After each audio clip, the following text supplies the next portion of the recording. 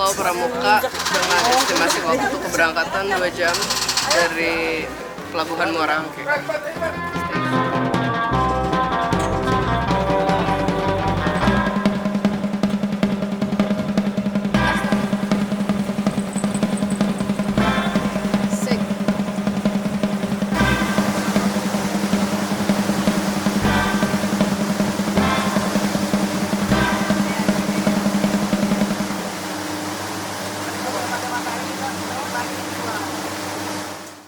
Indonesia is also at the center of the Coral Triangle and has one of the richest marine biodiversity in the world. The Reef at Risk, revisited in the Coral Triangle report, states that nearly 95% of Indonesia's coral reef threatened by human activities, with 35% in the very high category.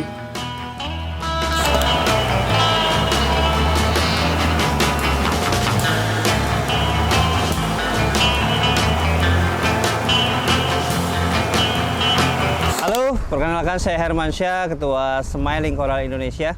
Kenalkan, nama saya Muhammad Wahyu, saya sebagai Koordinator Lapangan dari Smiling Coral Indonesia.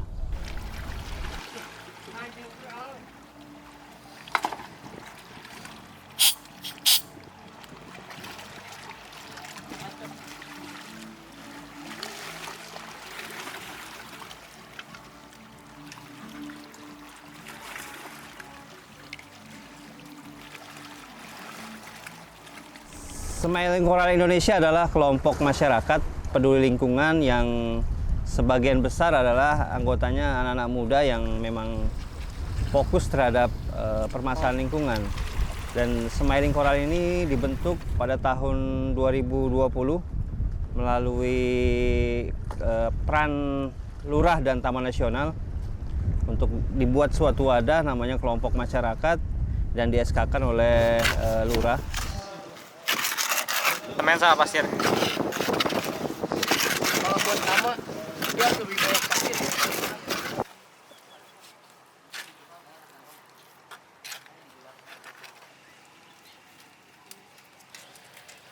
Pasti tambah selam gitu enggak?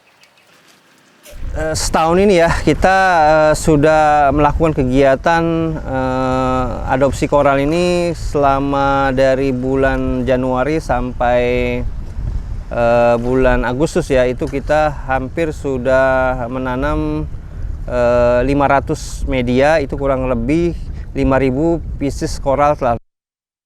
Dan kita juga sudah menanam hampir 3.500 pohon mangrove itu selama bulan Januari sampai bulan Agustus. Dan per tahun kunjungan di kita itu hampir 2.000 wisatawan. Dan kita telah mengedukasi semua wisatawan yang mengunjungi areanya kita gitu.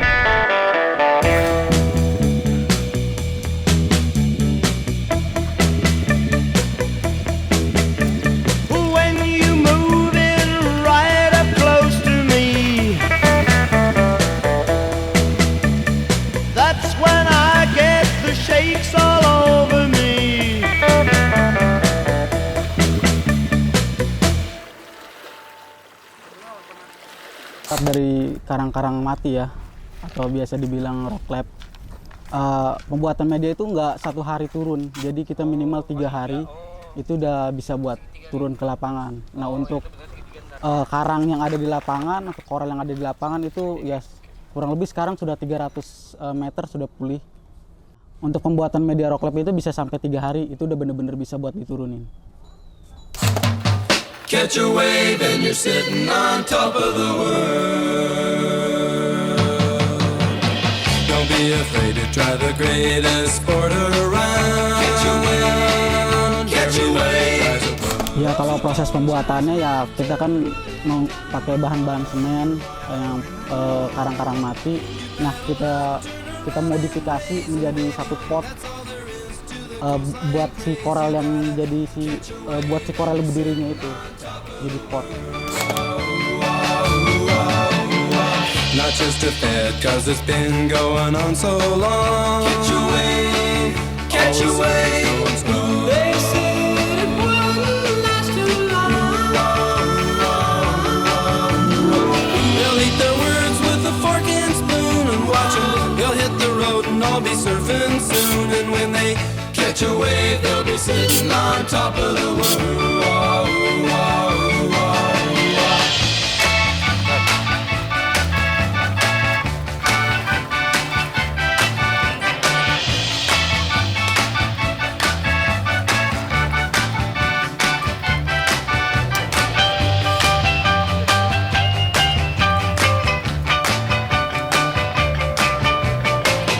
Catch a wave and you're sitting on top of the world.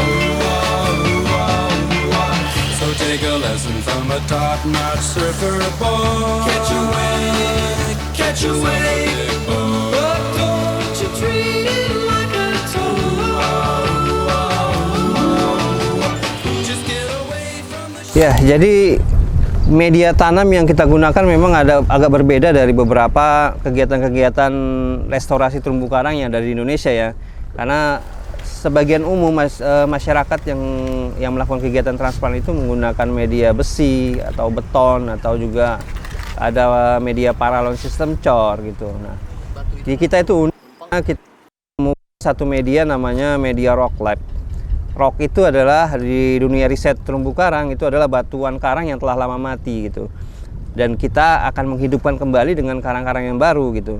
Dan kenapa kita memilih medianya dengan media rock lab tadi? Karena memang salah satu bahannya itu alami dan tidak menyebabkan sampah ya di perairan ketika kita memasukkan media itu ke dalam dasar perairan. Lalu bahannya itu tidak mahal. Jadi memang ngambil dari laut dan kita kembalikan ke laut gitu. Dari bawah gini, nah kelihatan kan tuh, oh ini belum.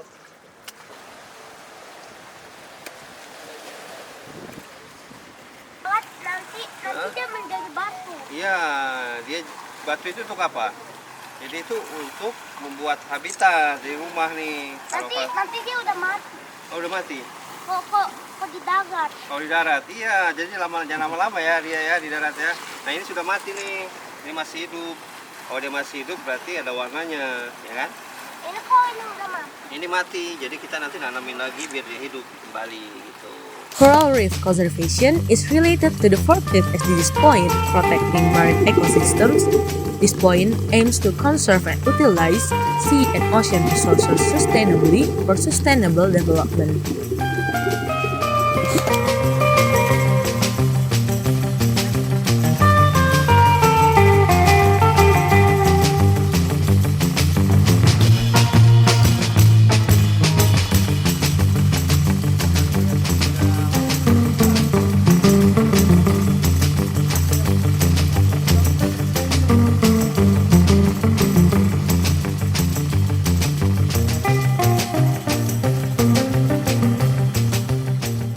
Nah, media ini memang kita tidak tiba-tiba dapat ya, melainkan dari beberapa waktu kita pelajari bahwa kita juga sudah mencoba beberapa media tapi gagal dan akhirnya kita menemukan media rock lab ini.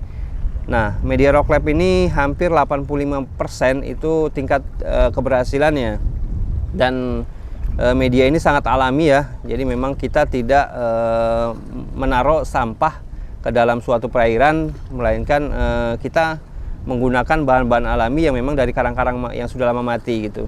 Beda halnya dengan media lain. Jadi media lain itu ketika kita menggunakan paralon, ketika karangnya mati itu akan menjadi sampah. Jadi memang kita memasukkan sampah di dalam suatu area ekosistem gitu. Dan itu juga memang kadang-kadang menjadi masalah ya, masalah baru gitu. Karena bedanya media kita dengan media paralon itu lebih cepat ditumbuhi alge daripada media kita gitu ya. Sedangkan media kita memang lebih bagus karang itu untuk menempel atau dia lebih cepat untuk tumbuh. Di area yang sudah kita tanam dari ujung sana sampai ujung sana. Ini yang ada batasnya. Iya, kurang lebih 300 meter. Oh, ini ada lagi wisatawan dia. Iya, wisatawan. Itu untuk wisatawan ini sebenarnya boleh-boleh aja buat snorkeling di sini, Pak. Boleh, kalau mereka bisa boleh-boleh aja. Cuman ya harus ada koordinasi dari kitanya juga sebetulnya. Kalau Acropora tuh karangnya bercabang ya. Jadi karang tuh kayak kayak akar gitu dia ke atas. Nah itu kita diidentik di sini paling banyak Acropora sih. Nah, yang warna biru, orange, putih, maksudnya biru, orange sama hijau itu ya itu termasuk salah satunya. Penyebab stresnya itu ya kita angkat ke daratan. Nah, itu dia. Kalau dia mengeluarkan lendir ya itu salah satu jenis stresnya. Kelamaan di atas dia bisa bleaching nantinya. Mati jadi ya. Mati, putih.